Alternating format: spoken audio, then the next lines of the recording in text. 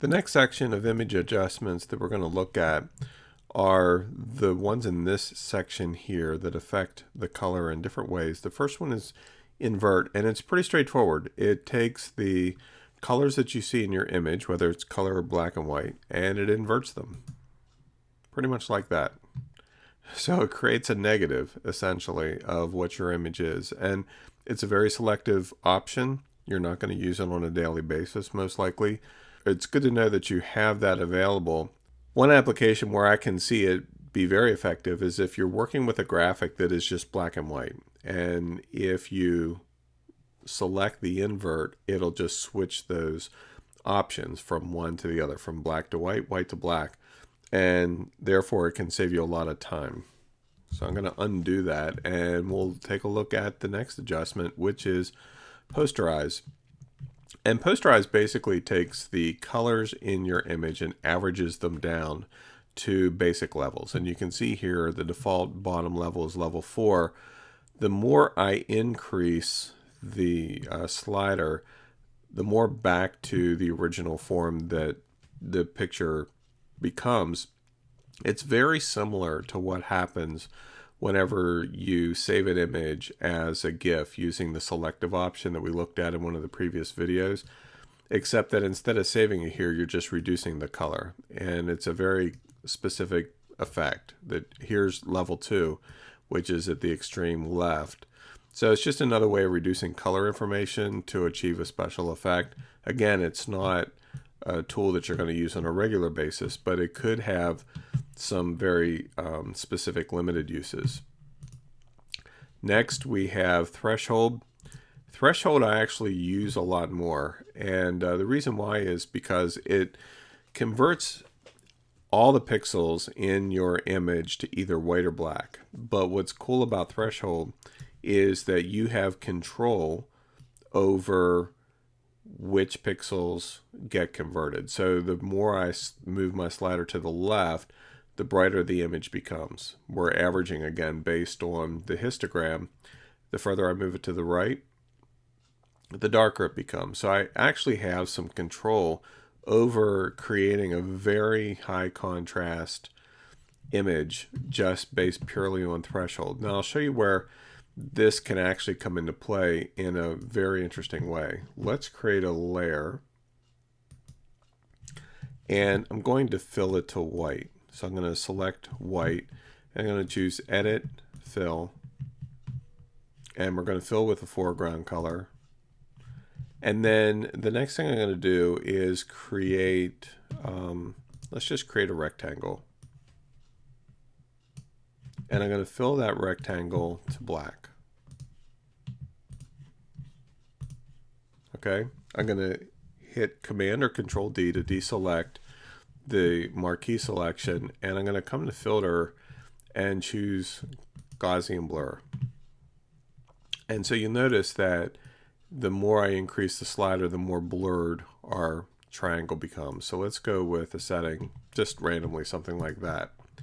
Now, with this image here, okay, it's not a photograph, it's just a graphic, but if I come back up to Image Adjustments and choose Threshold, watch what happens.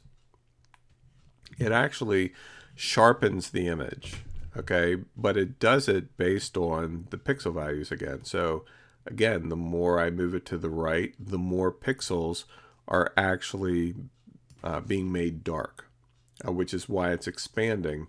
Because remember, the original is out of focus. So by me moving the slider clearer here to the right, what it's saying is all the pixels from number 230 clear to 0, or clear to, yeah, to 0, are now black.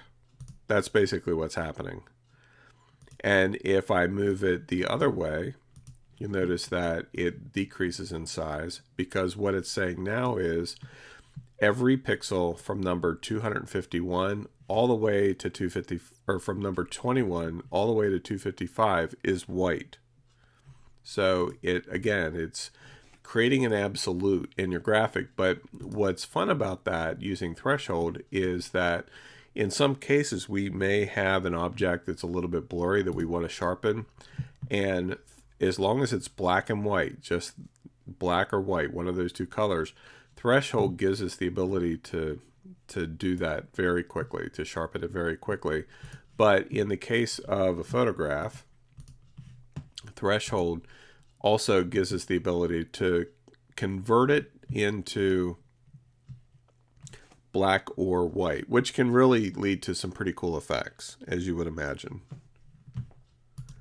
The next image adjustment is gradient map, and gradient map is kind of cool. Again, for special effects, what it does is it takes a gradient, like you see right here, black to white, which is the default, and it maps the tonal range of each pixel from 0 to 255 based on what the gradient is. So the default is black to white, so it looks like a normal black and white conversion. But what happens if you assign different colors to those same values? Well, I'll show you what happens.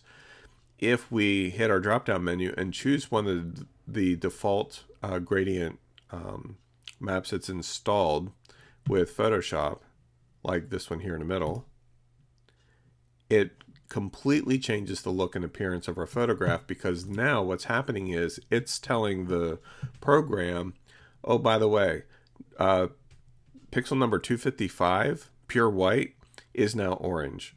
And pixel number 0, pure black, is now purple. And all of these colors are assigned to each of those ranges of pixels. Remember, we've been talking about the histograms all along. Where that becomes really fun is we can go in and edit this. So we have full control. Like, let's say we want to have some yellow in the highlight area. I can click just where I would want to add that yellow, and then click again. You'll notice that the color selected. Come up, click on that color and get it to the yellow that I want. Click OK.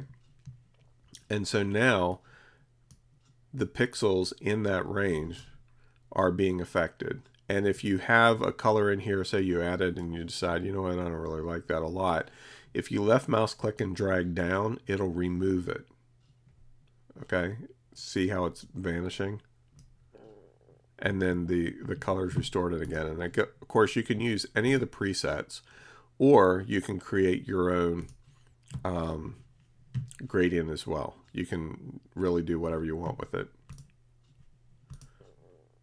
Okay, so you can get some really funky, cool effects just by swapping out the colors using the gradient editor in combination with a gradient map.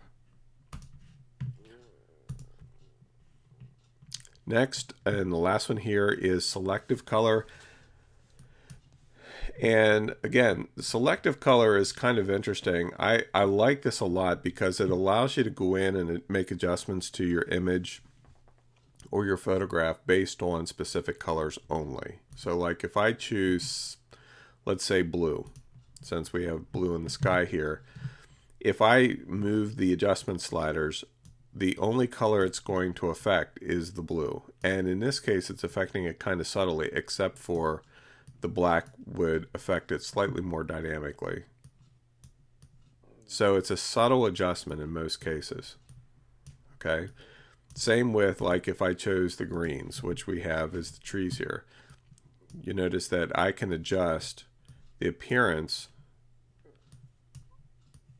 ever so slightly. It's a subtle change. Okay, relative and absolute is just how it affects the pixels, either globally or in relation to each other. So this isn't a dominant adjustment that you can use, but it's again a way of creating subtle changes. Like you'll notice here in the rocks, because there's red in the rocks, if I move the slider to the right, it softens the red and adds more blue. Same with the magenta. I can subtract magenta from it or add a little more to it. So it's yet another way of just tuning your image.